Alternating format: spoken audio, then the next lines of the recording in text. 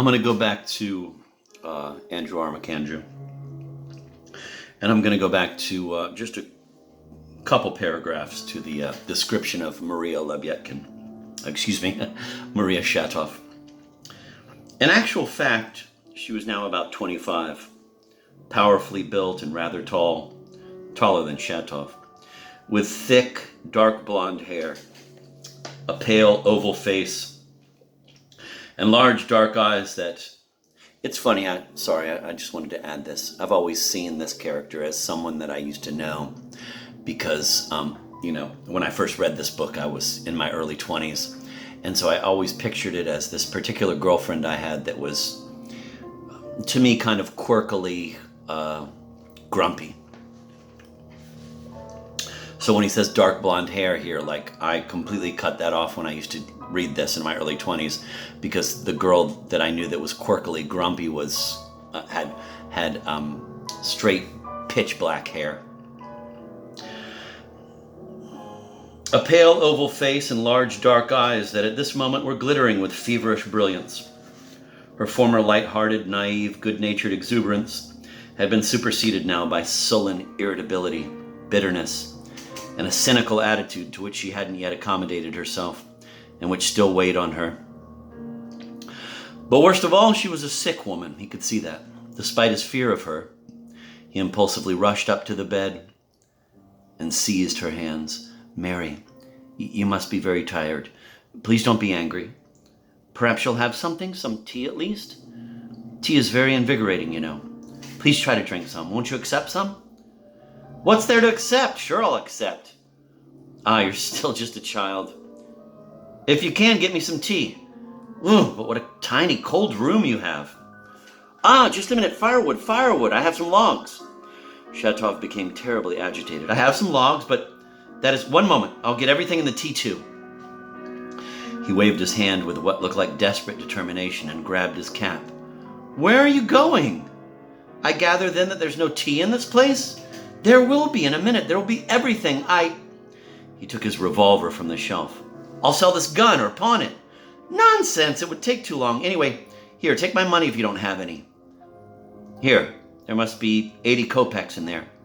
I believe that's all I have." "Ah, it's like a madhouse here." No, keep your money. It won't take me a second. I can get some even without the gun." He rushed off to see Kyra Love. This was about 2 hours before Peter and Laputin arrived.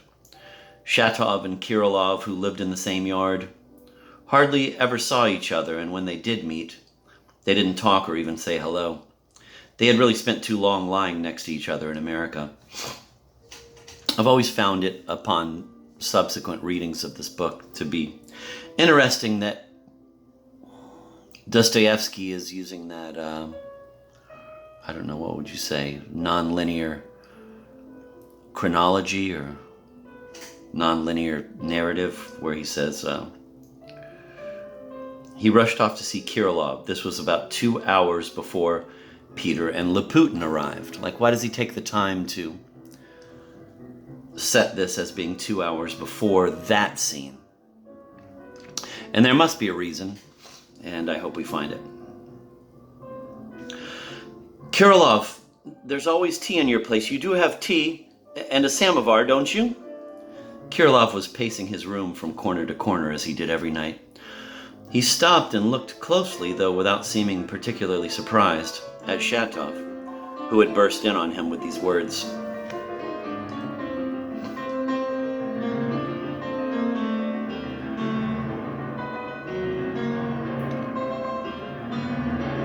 "I have tea, sugar, and a samovar, but no need for the samovar. The tea is hot. Just sit down and help yourself." "Kyra Love, we lay next to each other in America. My wife has come. Let me have some tea. I need the samovar too." "If your wife is here, you need the samovar, all right. But come back for it. I have two. Take that teapot on the table for now. It's boiling hot. Take everything. Take all the sugar. Take plenty of bread. Everything that's on the table. I have some veal too. I have 1 ruble in cash here. Let me have it, friend. I'll give it back tomorrow. Ah, Kyra Love. Is it the wife you had in Switzerland? That's very good. And it's very good that you rushed in this way too. Kyra Love, Shatov cried, tucking the teapot under his arm because his hands were loaded with sugar and bread. Ah, Kyra Love, if only you'd drop your crazy ideas and discard your godless ravings. Ah, what a wonderful man you'd be, Kyra Love. I can see you still love your wife, even after what happened in Switzerland. It's very good after that Switzerland affair. Come again whenever you need tea. Come at any time of the night. I never go to bed. I'll have that samovar for you. Go on, take this ruble. Take it. Go and join your wife, and I'll be thinking about you and her. Again, I have to say how he mentions that Switzerland affair and what happened in Switzerland. I don't really feel confident that I know what that's about, but I think it has to do with Stavrogin. And I apologize if that was painstakingly clear to other people when they read The Possessed.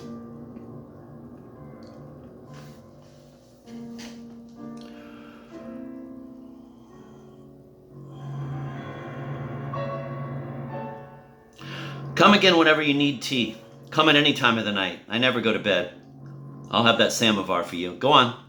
Take this ruble. Take it. Go and join your wife. And I'll be thinking about you and her. Mary Shatov seemed pleased to get tea so quickly and was eager to have some. But Shatov didn't have to go back for the samovar. She drank only half a cup, in sips, swallowing a tiny piece of bread, declining the veal with a disgusted and irritated air. You're not well, Mary, I can see that, Shatov said, waiting on her shyly. Of course I'm not well. Sit down, please. Where did you get the tea, since you obviously didn't have any? Shatov told her briefly about Kyra Love. She had heard of him before. I know, he's mad, but please, enough about him. I know there are plenty of stupid fools in the world. So you went to America? Ah, yes, I know about it. You wrote to me. Yes, I wrote from Paris. Enough of that, please. Let's talk of something else. Are you a Slavophile? Are you a Slavophile by conviction? Me? Not really, but since it was impossible to be a Russian, I became a Slavophile, Shatov said with a forced grin, feeling like a man who has tried to be witty at the wrong moment and on the wrong occasion. But aren't you a Russian? No, I'm not. Ah, what nonsense. Sit down, please, for heaven's sake. Why do you keep tearing about the room? Do you think I'm delirious? It's quite possible. Did you say there were only the two of you living in this house? Two of us, but downstairs, and both of them so bright. But what did you mean about downstairs? You did say downstairs, didn't you? No, nothing. Never mind, no, nothing. Tell me, I want to know.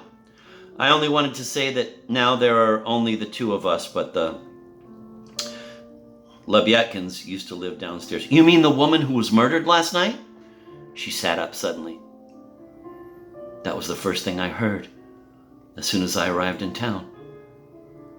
And you had fires here, didn't you?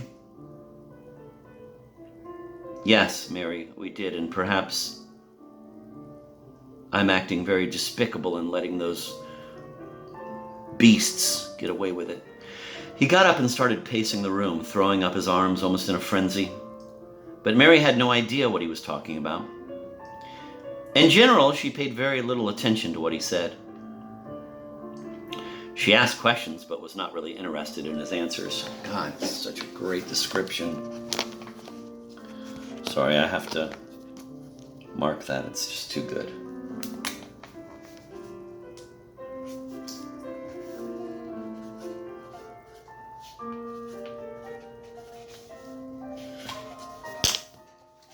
Charming goings-on you have here.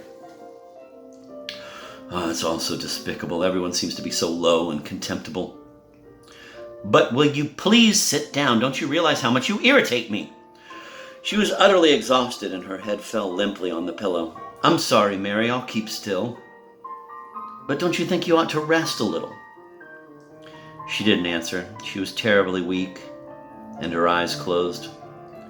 With her ashen face, she looked exactly as though she were dead. She was asleep in 1 second. Shatov looked around, put the candle straight. Once more glanced worriedly at the sleeping woman's face, holding his tightly clasped hands in front of him. Then tiptoed out of the room onto the landing. There, he pressed his face against the wall in one corner and remained like that for 10 minutes, soundless and motionless.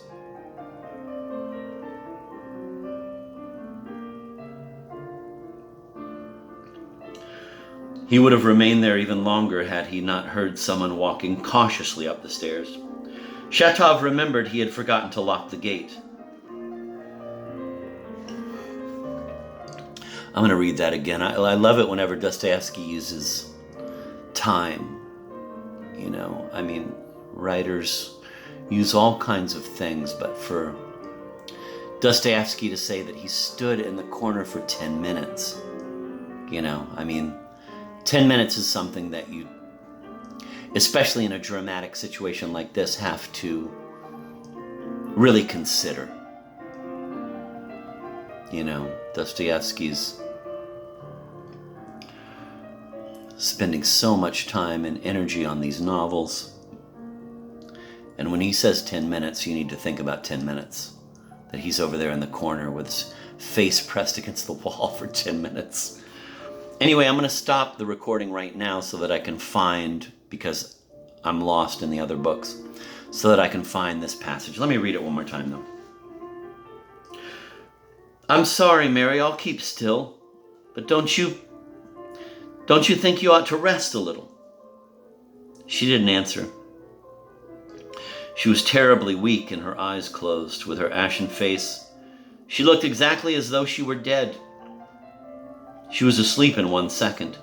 Shatov looked around, put the candle straight, once more glanced worriedly at the sleeping woman's face, holding his tightly clasped hands in front of him. Then tiptoed out of the room onto the landing. That's another thing, too, that I failed to, because there's so much description in it, you know? He walked out to the landing, like, he's such a class act, he's not going to stay in the room with a sleeping woman. He's going to give her her privacy and her dignity and go outside, because you can't watch the sleeping woman. She might drool, she might say something untoward, so he's got to go out on the landing and give her her privacy.